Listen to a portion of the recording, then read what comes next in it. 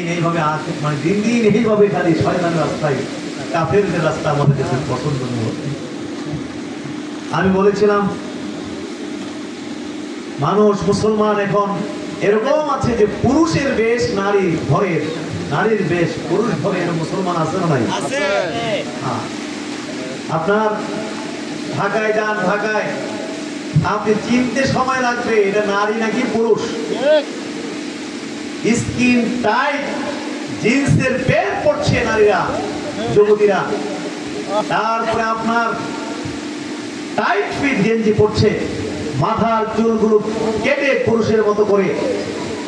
আপনার বুঝতে পেরেছেন কিনা, আপনার কোট পরে টাই পরে হন হন করে বিভিন্ন জায়গায় যাচ্ছে, চাকরি করছে, অফিস করছে।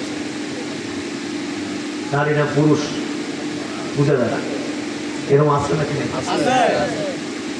আবার পুরুষের মধ্যে এরকম আছে নারীর বেশ ধারণ করতে ভালো লাগে, এরকমও আছে কি নাই?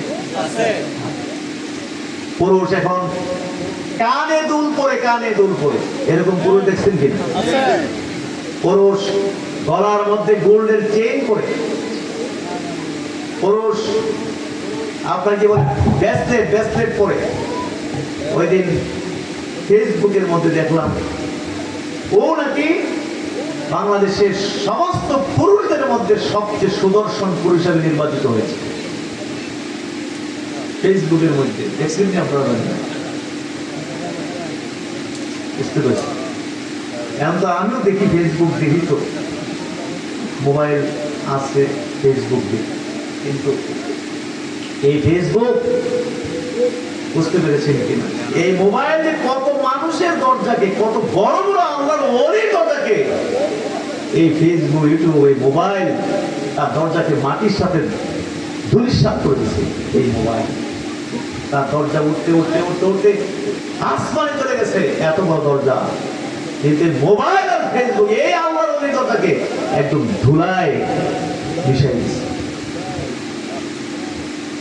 একটা ছবি অনেক কঠিন ব্যাপার ছিল এক সময়, একটা ছবি তোলা। এখন ছবি